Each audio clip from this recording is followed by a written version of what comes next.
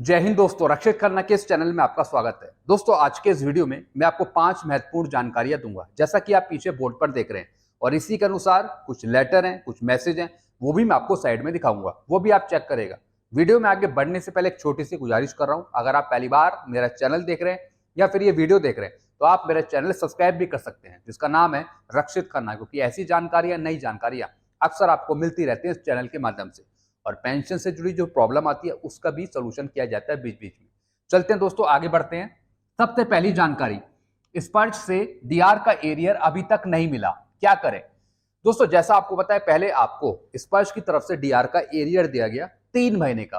अब दोस्तों, उसमें से कुछ ऐसे पेंशनर्स हैं जिनको डीआर का एरियर अभी तक नहीं मिला है। अब वो पेंशनर पूछ रहे हैं, सर हम क्या करें। दोस्तों, आपको कॉल करनी पड़ेगी पीसीडीए स्पर्श को। आपको पूछना पड़ेगा क्या आपका डीआर का एरियर प्रोसेस में लगा या नहीं लगा, किस कारण से आपको अभी तक डीआर का एरियर नहीं मिला। तो इसके लिए आपको स्पर्श पीसीडीए से बात करनी पड़ेगी। आप अपनी डिटेल बताइए और ये पूछिए कि कब तक हमें डीआर का एरियर मिलेगा, क्या प्रोसेस में हमारा डीआर का एरियर लगा है या नहीं लगा है। अगर नहीं मिला तो कुछ दिन बाद आपको फिर मिल जाएगा, या तो 29 तारीख को मिले या फिर 30 तारीख के बाद मिले। चलते हैं दोस्तों अगली जानकारी की तरफ। डीएसपी अकाउंट की फैसिलिटी स्पर्श नहीं देता, बैंक देता है। बैंक जाए और वहां स्कीम पता करिए। जी हाँ दोस्तों, बहुत से ऐसे बैंक हैं जो डिफेंस सैलरी पैकेज अकाउंट की फैसिलिटी देते हैं, जिसमें डेथ इंश्योरेंस कवर भी होता है। स्पर्श सिर्फ एक पेंशन डिसबर्सिंग एजेंसी है। स्पर्श ना ही लोन देता है, ना ही वो सैलरी पैकेज अकाउंट की फैसिलिटी देता है। जो भी लोन फैसिलिटी है या फिर डिफेंस सैलरी पैकेज अकाउंट की फैसिलिटी है, वो सिर्फ आपको बैंक देता है।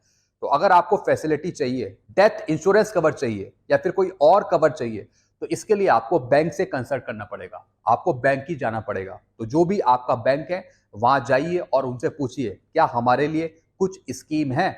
अगर आप सर्विंग में हैं तो उसकी आप स्कीम पता करिए, अगर आप रिटायर हो चुके हैं तो फिर आप उसके अनुसार अपनी स्कीम पता करिए। तो बैंक ही आपको जाना पड़ेगा स्कीम लेने के लिए। चलते हैं अगली जानकारी की तरफ।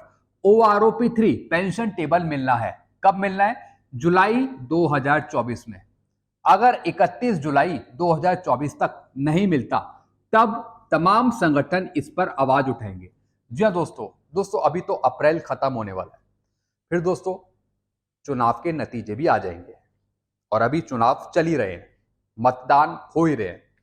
OROP3 की तैयारी अभी तो वैसे गवर्नमेंट की अभी है नहीं, लेकिन जो देना है भारत सरकार को वो देना है जुलाई में, जुलाई 2024 में। और आपको वेट करना है 31 जुलाई 2024 तक। जी हाँ दोस्तों, अगर सब कुछ ठीक रहा तो भारत सरकार OROP3 दे सकती है जुलाई में। लेकिन दोस्तों हो सकता है कि थोड़े महीने और लेट हो जाए OROP3 देने के मामले में, क्योंकि नई सरकार भी बनेगी, पूर्ण बजट भी देना है, इस वजह से इसमें थोड़ा बहुत टाइम लग सकता है। लेकिन अगर 31 जुलाई 2024 तक OROP3 पेंशन टेबल भारत सरकार नहीं देती तो उसके बाद जो तमाम संगठन है फिर वो इस पर आवाज उठाएंगे। तो जितने भी संगठन है, पेंशनर है, वो अभी थोड़ा वेट करिए, कम से कम 31 जुलाई 2024 तक तो वेट करिए। अगर OROP3 जुलाई में नहीं मिलती तो इसके बाद फिर हम धरना प्रदर्शन कर सकते हैं या फिर OROP3 के लिए अपनी आवाज उठा सकते हैं भारत सरकार के सामने। लेकिन सुप्रीम कोर्ट के आदेश के अनुसार यह कहा गया है कि OROP3 भारत सरकार अपने टाइम पर दे, यानी कब दे वो? जुलाई 2024 में। लेट लतीफ नहीं होना चाहिए, ये कोर्ट का ऑर्डर है। देखेंगे दोस्तों गवर्नमेंट इस पे क्या करती है। चुनाव के नतीजे के बाद नई सरकार बनेगी, उसके बाद ही सब कुछ डिसाइड होगा, जैसा मैंने आपको बता दिया। अभी चुनाव है, ये खत्म होंगे, नतीजा आएगा, उसके बाद नई सरकार बैठेगी, वो अपना पूर्ण बजट देगी, जिसमें कि डिफेंस बजट भी शामिल होगा। फिर उसमें कहीं ना कहीं OROP3 का भी बजट तय होगा। फिर देखने वाली ये बात है कि पीसीडीए सीडीए की कितनी तैयारी है OROP3 पेंशन टेबल पे, उसके बाद ही सब कुछ डिसाइड हो पाएगा। तो थोड़ा सा यहाँ पे और टाइम लग सकता है। चलते हैं अगली जानकारी की तरफ। राजनीति का एक रूल है। जी हाँ दोस्तों, राजनीति का एक रूल है जो मैं आपको समझा रहा हूं। अगर आप एक बार विधायक बन जाते हैं, दोस्तों जस्ट फॉर इंफॉर्मेशन मैं आपको ये चीज समझा रहा हूं, अगर आप एक बार विधायक बन जाते हैं तो पेंशन अलग लगती है, पेंशन आपको अलग दी जाती है। वर्तमान में 129 पूर्व विधायक हैं जो सरकार से पेंशन ले रहे हैं। एक बार विधायक बन जाते हैं तो पेंशन कितनी मिलती है? 75,150 रुपए। इसमें आपके भत्ते भी शामिल हैं और बाकी सब सुविधाएं आपको मिलती है। लेकिन एक नॉर्मल पेंशनर अपनी पेंशन लेने के लिए कितने महीने गुजार देता है, कितने महीने उसे वेट करना पड़ता है? ऐसी एक फैमिली पेंशनर जिनके पति की डेथ हो जाती है, फैमिली पेंशन चलाने के लिए कितने साल यहाँ पे वेट करना पड़ता है? वाइफ को, स्पाउस को कितने साल इंतजार करना पड़ता है, कितने महीने इंतजार करने पड़ते हैं? तो दोस्तों, विधायकों को सब कुछ सुविधाएं, सब फ्री, पेंशन इनकी जबरदस्त है। ये तो सिर्फ एक विधायक बनने की बात है। अगर आप 2 बार विधायक बनते हैं, 3 बार विधायक बनते हैं, 4 बार विधायक बनते हैं, तो उसके हिसाब से फिर आपको डबल पेंशन मिलती है। और ये कौन देता है? ये सब सरकार देती है। तो दोस्तों, विधायकों को ये पेंशन कहां से दी जा रही है?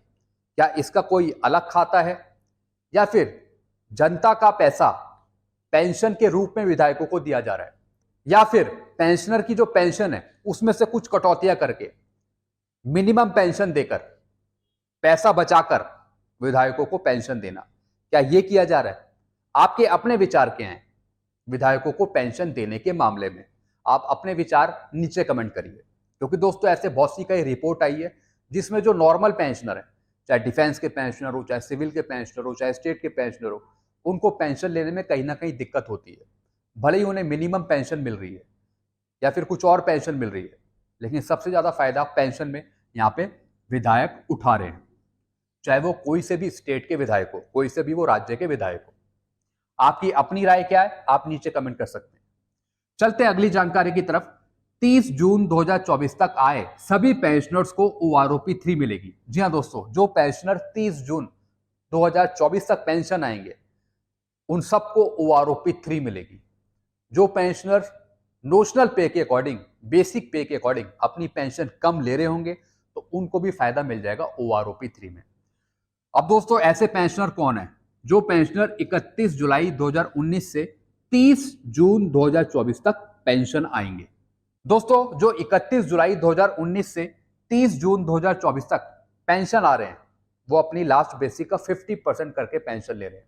अगर उनको पेंशन पे नुकसान हो रहा है, अगर उनकी पेंशन कम हो रही है, तो दोस्तों उनको फिर फायदा मिल जाएगा ओआरओपी 3 में। ओआरओपी 3 में उनकी पेंशन बढ़ जाएगी। बाकी जो पुराने पेंशनर हैं जिन्होंने ओआरओपी 1 ली या फिर ओआरओपी 2 ली, उनकी तो दोस्तों पेंशन ओआरओपी 3 में तो बढ़कर ही शामिल होगी। देखने वाली ये बात है कि जेसीओस को क्या मिलता है, क्योंकि दोस्तों मेरी जो नजरें हैं वो जेसीओस की पेंशन पे है। मैं देखना चाहता हूं कि ओआरओपी 3 में इस बार भारत सरकार जेसीओस को क्या पेंशन देती है। ये देखने वाली बात होगी। ओआरस का तो मुझे पता है कि उनकी पेंशन बढ़ेगी, इसलिए मेरा जो ज्यादा फोकस है वो है जेसीओस की पेंशन पे और एचसीओस की पेंशन पे, ऑर्डिनरी कमीशन ऑफिसर्स की पेंशन पे, और साथ में अधिकारियों की पेंशन पे भी फोकस रहेगा। तो दोस्तों, ये कुछ जानकारियां थी जो मैंने आपको समझाई। अगर आपको भी कुछ कंफ्यूजन है या फिर क्वेश्चन है तो आप नीचे कमेंट कर सकते हैं। ऐसी जानकारियां अक्सर मैं आपको देता रहता हूँ। वीडियो आपको अच्छा लगता है, वीडियो को लाइक करें और इस चैनल को सब्सक्राइब कर सकते हैं। Thank you so much.